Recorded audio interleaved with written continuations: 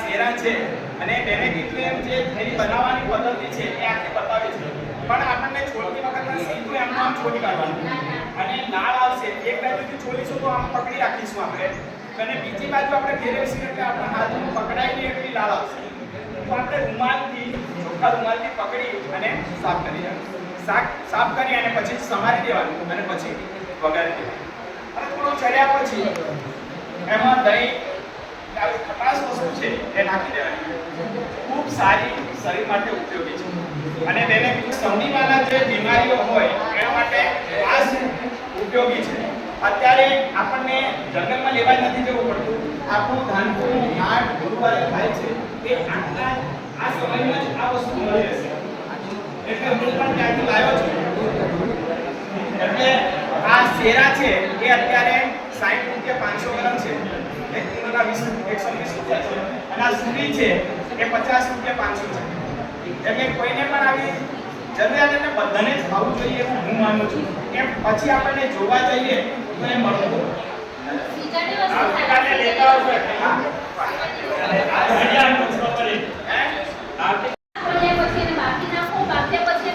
મકાઈનો લોટ નાખો તો પણ ચાલે અમે તો સૌથી વધુ મકાઈનો લોટ વધારે નાખીએ છીએ કારણ કે મકાઈનો લોટ નાખીએ એટલે જે પેલી દાળ છે એ દાળ આપણને વધારે શું ના થાય ચીપચીપો ના થાય અને એના લીધે મોંમાં વવળે ને અમુક ઘણા બધાને વવળતું હોય સુરણ ખાય તો બી વવળતું હોય આ ખાય તો પણ વવળતું હોય શરૂમાં હું જ્યારે પહેલી સાસરે ત્યારે મને ખબર નહોતું કે આ શું ખાવું લાકડા જેવું ખાય જંગલી માણસો એટલે એ લોકો બનાવી ખાય એટલે મને બી ધીરે ધીરે ખબર કે લાવ મને બી ખાવા ગયો એટલે બધા ઘરે સાસુ સસરા બનાવે આવી રીતના જંગલની અંદર જાય અને ઝાડવા પાન લઈ આવે આવી રીતના ઉનાળામાં ખાય ઉનાળાની અંદર બેંગડા કરીને વૃક્ષ આવે છે એમાં એક નાનું બેંગડાનું આવે છે તો એ લોકો બાફીને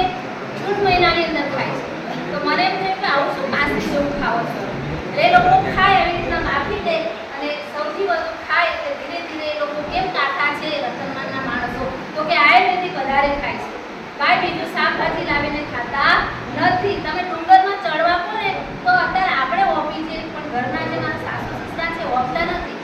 ઉપરથી બારો લઈ લાકડાનો છે ઘરે સુધી આવી આપણે થોડીક સુધી લેવા જઈએ ને તો બી હોપી જઈએ એ લોકો આવી રીતના ડુંગરનું છે પાન છે આવું સૂરી છે સૂર્ય છે ઘણા બધા આયુર્વેદિક છે ભાજી છે બહુ અઢળક હું બી નહીં ઓળખતી એટલું બધું એ લોકો ઓળખે છે એ લાવીને ખાય છે અને ખાધા પછી આ લોકો તંદુરસ્ત છે જ્યારે આપણા માણસો જેટલા ટેકનોલોજી તરફ જઈએ છીએ એટલા જ આપણે પાછળ છીએ કેમ અત્યારે આપણે જોઈએ છીએ કે ડાયાબિટીસ છે એની પછી છે દમની બીમારી છે ખાસવાની બીમારી છે કેમ કે કેમિકલવાળું આપણે શાક વારે ઘડીએ ખાઈએ છીએ એટલું બધું કેમિકલ છે કે આપણને તમને ખબર નથી કારણ કે આપણે તો નોકરી કરીએ છીએ તો આપણે શાકભાજી લઈ આવીશું પણ આપણને નુકસાન છે બહુ જ નુકસાન છે આપણને ખબર નથી કે પેટની અંદર આપણને શું બીમારી છે આપણે જાણતા નથી જ્યારે ડૉક્ટર પાસે જઈએ છીએ ત્યારે ખરું અને હવે ડૉક્ટરો બી એવી રીતના આપણા સરે કીધું એમ કે આ ઘણું બધું આમાં આયુર્વેદિક મળે છે બરોબર મેં બોલી રેખાબેન તમારા સાસરી બેનની એટલે રતન મહાલની ગોદમાં હા બોલો સાહેબ આ મૂળિયા આવે એક પ્રકારના કે પછી હા મિત્રો આ મૂળ જ છે અને મૂળ એ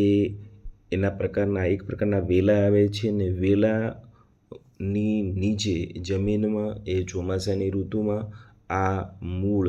એ કંદમૂળ કહેવાય છે અને કંદમૂળ એને આપણે જંગલમાં મળતું હોય છે અહીંયા કોઈ દવા નથી કોઈ ખાતર નથી આ કુદરતી રીતે ત્યાં બનેલું હોય છે અને કોઈ વાવણી કરવામાં આવતી નથી ત્યારે એને બનાવતા પહેલાં આને આપણે ટુકડા કરવાના થાય છે આવી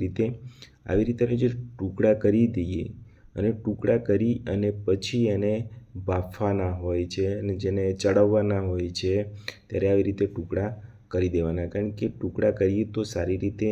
ચડી જાય ચૂલા ઉપર બફાઈ જાય અને પછી એનો ઉપયોગ કરતાં પહેલાં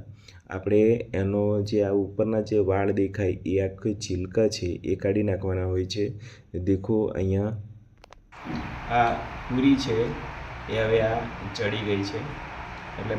બફાઈ ગઈ છે અને બફાઈ ગઈ છે સૂરીને આ રીતે એના છોતરા છે આ રીતે કાઢી નાખવાના આ રીતે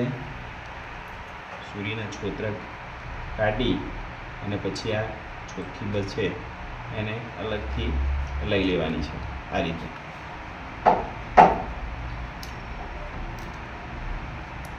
રીતે એના વાળવાળા જે છોતરા છે એ કાઢી નાખવાના છે. આપ જોઈ શકો છો આ રીતે ને ખોલી દેવાની છે. ચડી ગયા પછી ને અંદરનો જે મલાઈ જેવો રસ નીકળે છે એ અલગથી આ રીતે લઈ લેવાના છે.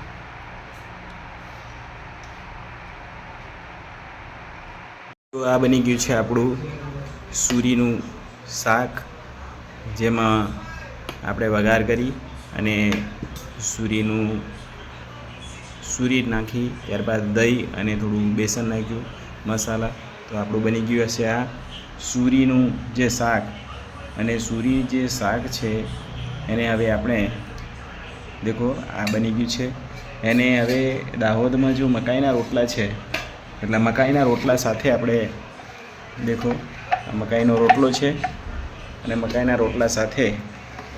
એને આરોગતા હોય છે. જ્યારે તમે એને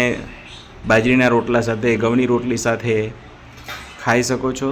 પણ અહીંયા અમારે મકાઈના રોટલા છે એટલે ખૂબ અહીંયા આ ટેસ્ટી જે શાક છે, જે આયુર્વેદિક શાક છે એ આપણે આરોગીએ. તો તમે પણ આ રીતે શાક બનાવી અને